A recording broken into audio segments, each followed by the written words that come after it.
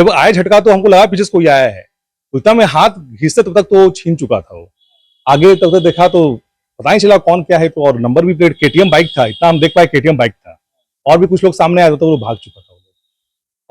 राजधानी पटना में अपराधी बेखौफ हो गए और लगातार अपराध की घटना को अंजाम दे रहे हैं और कई ऐसे मामले सामने आए हैं जहां आपराधिक घटना को अपराधी अंजाम दे रहे हैं। लेकिन इस पर कहीं ना कहीं पटना पुलिस के कार्यशैली पर एक बड़ा सवाल खड़ा हो रहा है, क्योंकि पटना के एसएसपी जो कार्तिकेय शर्मा है उनके द्वारा लगातार ये कहा जा रहा है कि तमाम थानों को निर्देश दिए गए हैं कि सभी जगह पे गश्ती करें। लेकिन इस कड़ी में भी कई घटनाएं अगर सामने आती है तो सवाल प्रशासन पर उठता है। और एक ऐसा ही एक ताजा मामला कंकरबाग थाना क्षेत्र में घटी है, जहां एक युवक के साथ जो है चेन छिनतई की घटना हुई है। हमारे साथ खुद मौजूद है पीड़ित, हम उनसे बात करेंगे क्या कुछ घटना हुआ है और कब हुआ है। सर, क्या घटना हुई थी और कब हुआ है? पर डे का मेरा मॉर्निंग में रूटीन है, मॉर्निंग वॉक करने का। 7:45 में हम लोग वापस घर आते हैं और डाब लेके वापस आने का रूटीन पर डे का बना हुआ है। तो 7:45 में हम वापस आ रहे थे, पीछे से एक बाइक वाला जब आए झटका तो हमको लगा पीछे से कोई आया है, तो इतना मैं हाथ घिसते तब तक तो छीन चुका था वो। आगे तब तक देखा तो पता नहीं चला कौन क्या है, तो और नंबर भी प्लेट केटीएम बाइक था, इतना हम देख पाए केटीएम बाइक था। और भी कुछ लोग सामने आए तो वो भाग चुका था। और पर डे का मेरा रूटीन है, ये रूटीन पर डे का ही है कि मॉर्निंग वॉक जाते हैं, मॉर्निंग वॉक से आते हैं पर डे। क्या लग रहा है कि अपराध की घटना किस तरीके से बढ़ रही है, इससे क्या? ये तो अब है कि अब रिपोर्ट हो ना हो, पर कल भी सुनने में आया कि पास में ही कल घटना एक और घटी है, चेन स्नैचिंग का घटना घटा है। आज भी वही घटना सिमिलर घटना है। या तो मॉर्निंग वॉक करना बंद कर दें या फिर कुछ चेन पहनना बंद कर दें, ऑर्नामेंट पहनना बंद कर दें, ये एक उपाय हो सकता है। बट कहीं ना कहीं सवाल तो जरूर है कि अब पुलिस कहाँ है, भय कहाँ है। तो कोई में भय नहीं है, बिल्कुल लोग फियरलेस हैं। जिसको जो मन आ रहा है अपना क्राइम हो रहा है, घट रहा है। कहीं हो सकता है चाकू रखता, कहीं बंदूक भी रखता। हम अगर कुछ उसको अगर ऑब्स्ट्रक्ट करते तो गोली फायरिंग कर सकता था, कुछ भी कर सकता था। वो जो क्राइम के अंदेशा से आता है उसका तो कोई मानसिकता क्या हो तो नहीं पता उसके बारे में। पटना पुलिस एक बार जो है अभियान चलाया था कि तमाम जो पार्क होते हैं उन जगह पे गश्ती दल जो है मौजूद रहेंगे, क्योंकि मॉर्निंग वॉक के लिए जो है लोग पहुंचते हैं तो उस वक्त ऑर्नामेंट्स पहन के भी चलते हैं या कई चीजें लेकर के चलते हैं। तो क्या लग रहा है कि इस बार फिर गश्ती में कहीं ना कहीं कमी आई है? गश्ती सर है नहीं, मैं पर डे का रूटीन है सर। पर डे 7 बजे हम निकलते हैं, 7:45 तक घर वापस आते हैं। गश्ती कहीं नहीं है सर, कोई गश्ती नहीं है। थर्सडे को साईं बाबा मंदिर के कारण भीड़ हमेशा लगता है।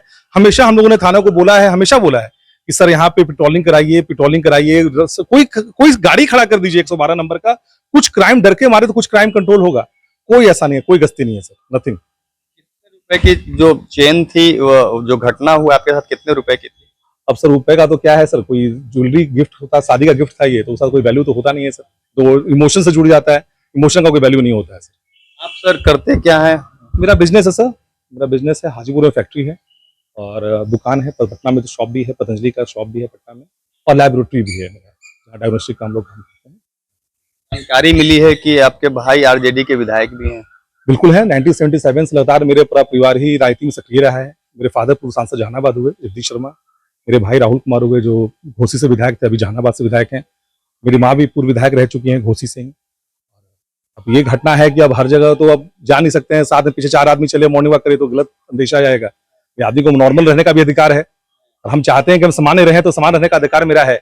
और समान अगर जनता पे अगर इस तरह से अगर होगा, हरकत होगा, सरकार आई है, नई सरकार बनी है, हर 6 महीने सरकार नहीं बनी है, तो आशा तो है कि सरकार सुधरे, काम करे।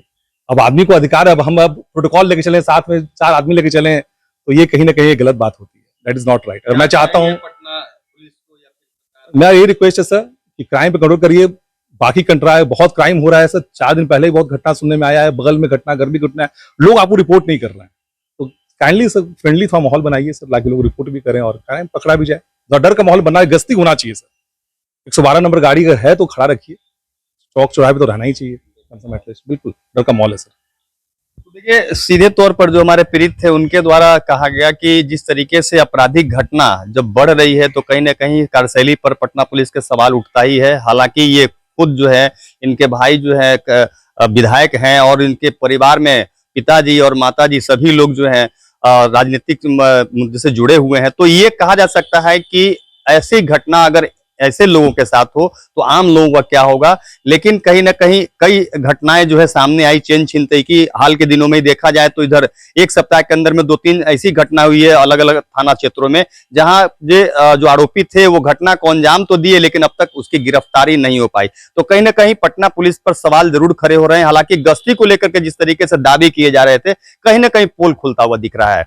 संजय कुमार, डायर्च न्यूज, पटना।